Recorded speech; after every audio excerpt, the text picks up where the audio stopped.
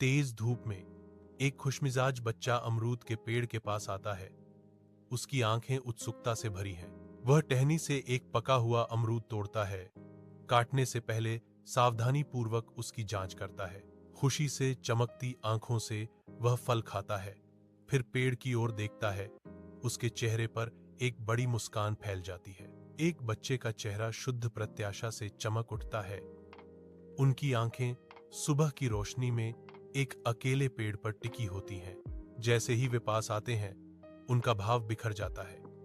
निराशा उन्हें अभिभूत कर देती है, क्योंकि वे पेड़ की बंजर शाखाओं का सामना करते हैं। उनकी आंखों में दृढ़ संकल्प की एक चिंगारी भड़कती है। एक मौन प्रतिज्ञा बनती है, क्योंकि वे पास के एक घर के पीछे गायब हो जाते हैं। उनके कदमों में दृढ़ संकल्प अंकित होता है। सांस रोककर लड़का गोरिल्ला के घर के प्रवेश द्वार पर रुकता है, जो धुंधले इंटीरियर में झांक रहा है।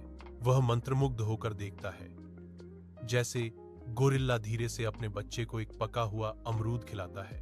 आंसू छलकते हुए लड़का कोमल दृश्य को देखता है।